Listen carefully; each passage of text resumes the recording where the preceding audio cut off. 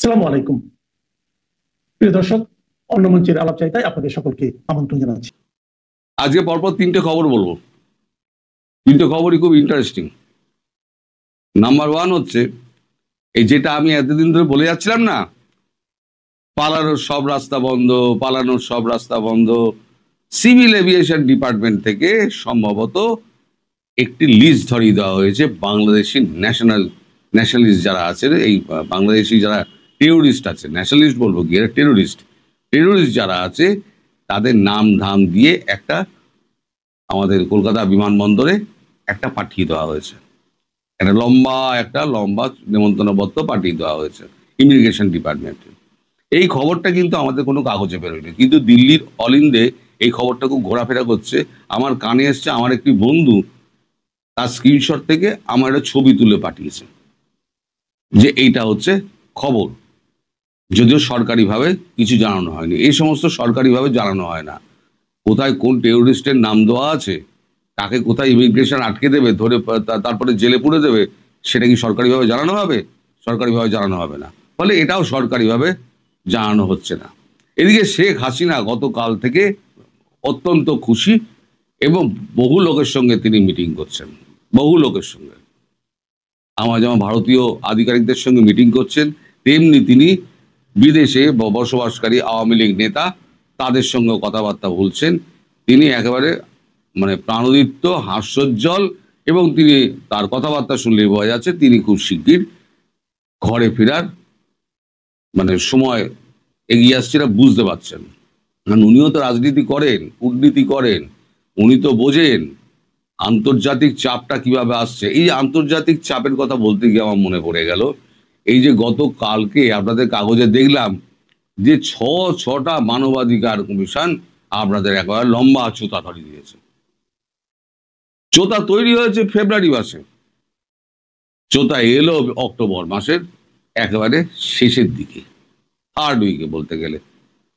তা এতদিন আসেনি কেন? এতদিন আসেনি কারণ মার্কিন কংগ্রেস এটা চায়নি। আমি যেটা বারবার আপনাদের বলার চেষ্টা করছি যে মার্কিন কংগ্রেস বাংলাদেশ থেকে পা তুলে নিয়েছে। আমাদের ট্রাম্পের আর কিছু করার নেই। এই দু চার গাছা যে সৈন্য ফৈন্য রয়েছে দেখবেন না, এরা সব পালিয়ে যাবে, কেউ থাকবে না। এবার রইল পরে লাস্টে আপনাদের আজকে একটা এ নিয়ে একটা রায় আছে, অন্তর্বর্তী সরকারের ব্যাপারে রায় আছে। তা আমার যেটা আন্ডারস্ট্যান্ডিং, আমি অনেক আগে ভিডিওটা করছি, আমার যেটা আন্ডারস্ট্যান্ডিং সেটা হচ্ছে এই অন্তর্বর্তী সরকারের ব্যাপারে সিদ্ধান্ত এই শুনানিতে অন্তত হবে না। এই শুনানিতে হবে না এই কারণে যে এখানে আমাদের প্রফেসর সাহেব তিনি হচ্ছেন গিয়ে আইন উপদেষ্টা, আর তাজুল ইসলাম তিনি হচ্ছেন চিফ প্রসিকিউটর। দুজনের দোর্দণ্ড প্রতাপ, এরা পুরো আইন বিভাগটাকে কন্ট্রোল করে। এখন আমাদের চিফ জাস্টিস তার কি ক্ষমতা আছে? তিনি তো মবের শিকার হয়ে যাবেন। তিনি তো শুনেছি ঠান্ডা মানুষ, চুপচাপ থাকেন, বেশি ছুটঝামেলার মধ্যে থাকেন না। উনি করবেন কি, আবার একটা শুনানির ডেট দিয়ে দেবেন, দিয়ে ওকে ঠান্ডা করে পাঠিয়ে দেবেন। কোনটা কি হবে আমি জানি না, এটা আমার একটা আগাম মনে হচ্ছে, এই অবস্থা থেকে আমার আগাম মনে হচ্ছে। এবার আসুন আপনার দেশে যে আইএসআই এজেন্টগুলো রয়েছে, পাকিস্তান সমস্ত আইএসআই এজেন্টদের ডেকে পাঠাচ্ছে, ফরমাল চিঠি দিয়ে ডেকে পাঠাচ্ছে, কিন্তু কেউ যেতে রাজি হচ্ছে না। কেন বলুন দেখি? কারণ পাকিস্তানে যত আইএসআই এজেন্ট আছে তার বেশিরভাগ আননোন গানম্যানের হাতে মারা গেছে। এবার আননোন গানম্যান কারা সেটা কিন্তু ভারতবর্ষও জানে না। আননোন গানম্যান কারা, তারা কোত্থেকে উদয় হয়, কোত্থেকে তারা কি করে মিলিয়ে যায়। কেউ মসজিদে নামাজ পড়ছে, তার সঙ্গেই নামাজ পড়ছে, নামাজ পড়ে উঠলো, ঠাস করে চালিয়ে দিয়ে চলে গেল। কেউ বাগানে হাঁটছে, বেশিরভাগ আইএসআই এবং মিলিটারির লোক বাগানে হাঁটছে, সকালবেলা মর্নিং ওয়াক করছে, জগিং করছে, একটা বাইকে করে এলো, ঠাস ঠাস ঠাস লাগিয়ে দিয়ে বেরিয়ে চলে গেল। কোন পথে আসে, কোন পথে যায়, এদের খুঁজে পাওয়া খুব মুশকিল হয়। একটাকেও এখনো পর্যন্ত ধরতে পারেনি। এই যত টেরোরিস্টদের মাথা আছে না, হাফিজ সঈদ থেকে আরম্ভ করে যত আছে, তাদেরকে কেউ আর দেখতে পাচ্ছে না, সব ভেতরে ঢুকে গেছে, গর্তে ঢুকে গেছে। এই যে 12-14টা আমরা যে মেরে দিলাম ইনস্টলেশনে টেরোরিস্টদের, কোনো রিয়াকশন দেখেছেন? একটা রিয়াকশন হয়নি। তবে হ্যাঁ, ভারতের ওপর আক্রমণের চেষ্টা এরা করবে, চেষ্টা করবে। এখন আপনারা ভাববেন যে ভারত কেন কিছু করছে না। কূটনৈতিক খেলায় ভারত এত এগিয়ে আছে যে সেখানে ধ্বংস করে কোনো লাভ নেই। আপনি বলুন না, আমেরিকার মধ্যে আজকে কি অবস্থা করে ট্রাম্পের ছেড়ে দিয়েছেন নরেন্দ্র মোদী। ট্রাম্প গেছেন আরো ক্ষেপে। গতকালকে আরো একবার উনি বলেছেন, আমি প্রধানমন্ত্রীকে ফোন করেছিলাম, মানে সত্যকে, এই মিথ্যাকে উনি সত্য প্রমাণিতই করে ছাড়বেন। একটা মিথ্যাকে যদি বারবার বলা হয় অনেকে সেটা সত্য বলে ধরেও নিতে পারে, অন্তত 25% লোক তো সত্য বলে ধরে নেবে। ট্রাম্প এখন সেই খেলায় মেতেছেন। ট্রাম্পের এখন আক্রোশ হচ্ছে কেন নরেন্দ্র মোদী তাকে ফোন করছেন না বা তার সঙ্গে যোগাযোগ করছেন না। নরেন্দ্র মোদী কোনো যোগাযোগ করবেন না, কোনো ফোনও করবেন না। কারণ আপনি যে ট্রাম্পবাবু, আপনি যে পিঠে ছুরিটা মেরেছেন না, ওটা একেবারে গভীরে গিয়ে লেগেছে। ওইখান থেকে নরেন্দ্র মোদীর যে রক্তক্ষরণ রয়েছে সেটা তিনি ভুলবেন না। সারা দুনিয়ার সামনে আপনি নরেন্দ্র মোদীকে বেইজ্জত করে ছেড়ে দিয়েছেন। নরেন্দ্র মোদী ছাড়বেন? কখনোই ছাড়বেন না। এখন এই যে 6টা মানবাধিকার কমিশনের হঠাৎ এই যে চিঠিটা এলো, সেখানে অনেক কিছু উল্লেখ করা হয়েছে। বিশেষ করে যেটা উল্লেখ করা হয়েছে সেটা হচ্ছে ইনক্লুসিভ ইলেকশন, আওয়ামী লীগকে নিয়ে।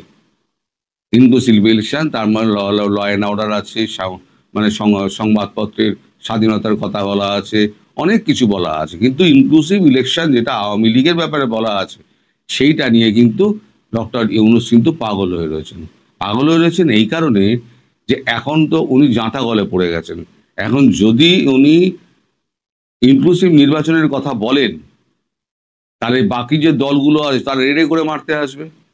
আর যদি ইনক্লুসিভ নির্বাচনের এই যে চাপটা, আন্তর্জাতিক চাপটা তিনি যদি উপেক্ষা করেন, তাহলে তিনি কি হবেন?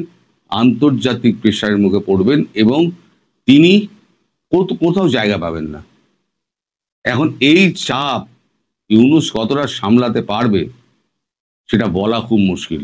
তবে আমার মনে হয় ইউনূস বোধহয় হাল টাল ছেড়ে দিয়ে ইউনূস বোধহয় এবার যে কোনো দিন পালাবে। এখন আপনারা সেটা ভালো বলতে পারবেন ইউনূসের কি অবস্থা। তবে ইউনূস খুব একটা সুবিধাজনক অবস্থায় নেই, সুবিধাজনক জায়গায় নেই। ইউনূস কিন্তু ভেতরে ভেতরে ভেঙে পড়েছেন। আর আমি যে এয়ারপোর্ট অথরিটির কথা বললাম যে এরকম একটা চিঠি দেওয়া হয়েছে, সেই চিঠিটার ব্যাপারে আমি আবার বলছি যে আমি কিন্তু এ ব্যাপারে কোনো কনফার্মেশন পাইনি না। আমার সঙ্গে কোনো সিভিল এভিয়েশন ডিরেক্টরের কথা হয়েছে বা সিভিয়েশন মিনিস্ট্রির সঙ্গে কোনো কথা হয়নি।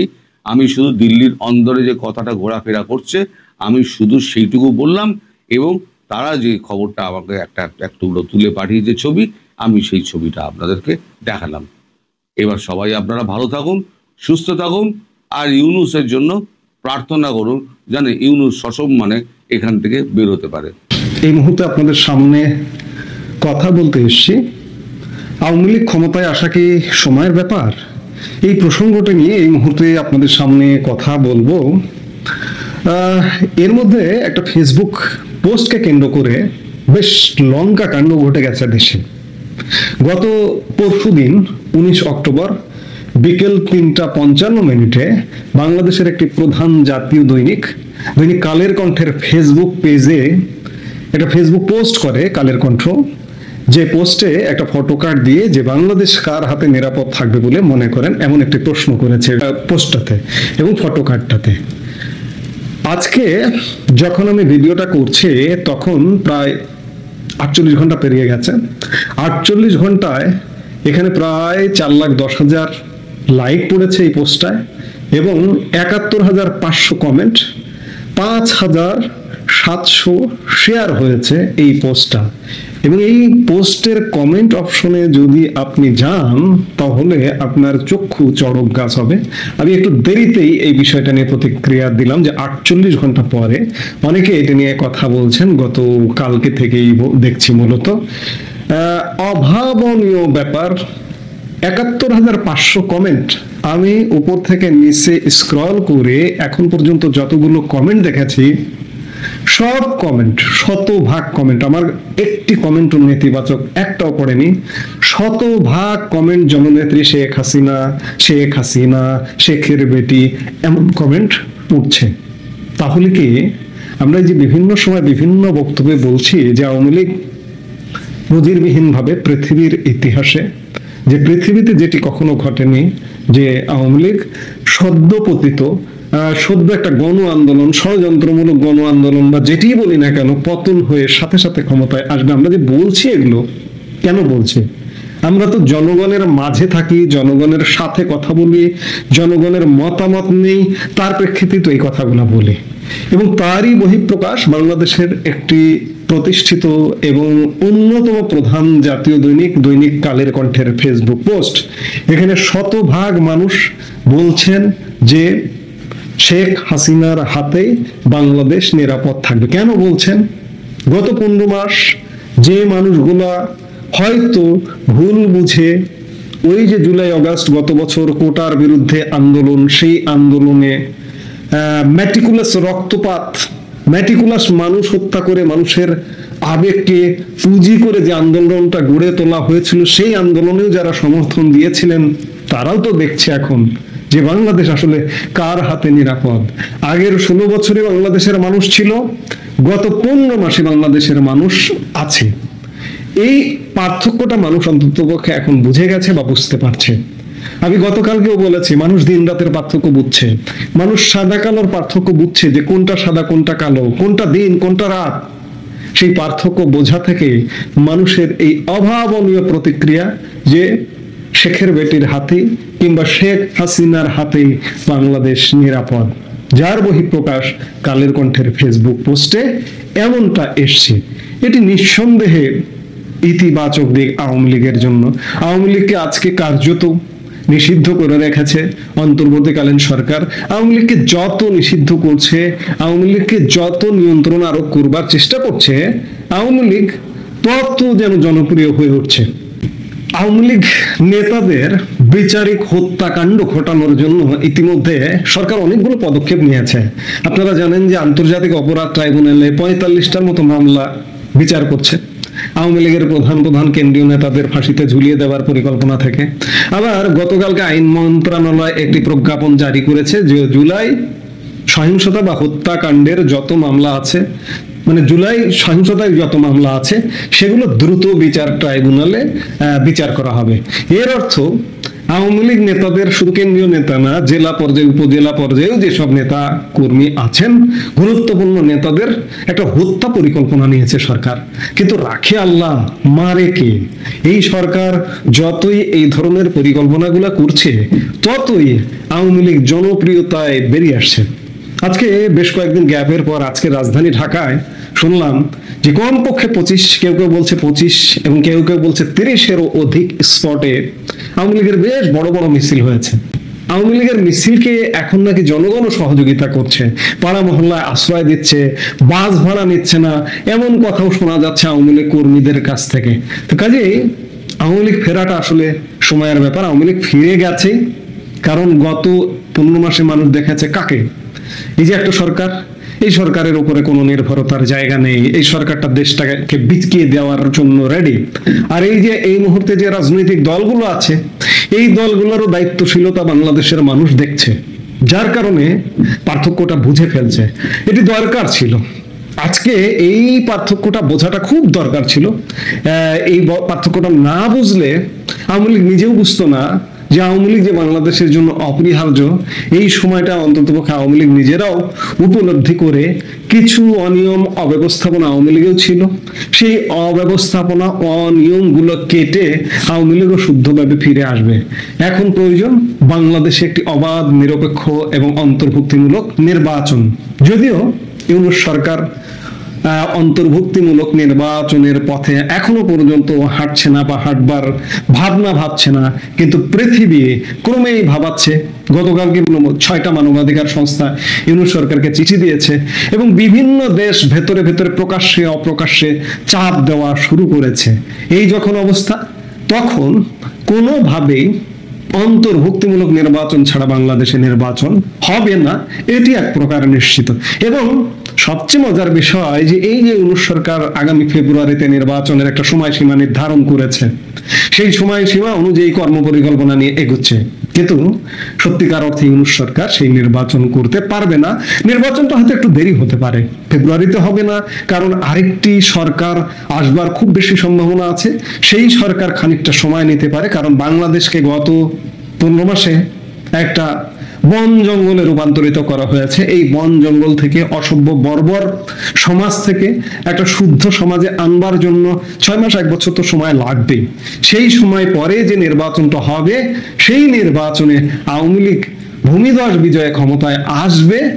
সমস্ত আলামত যারা টিনের চশমা পরে না আছেন তারা অন্তত পক্ষে দেখতে পাচ্ছেন, এবং এই আলামতটা বিভিন্ন ক্ষেত্রে শুরু হয়ে গেছে। যারা একসময় ওই যে গত বছরের আন্দোলনকে সমর্থন করেছিলেন, তারাও কিন্তু এখন ভোল পাল্টানো শুরু করেছে। কেন?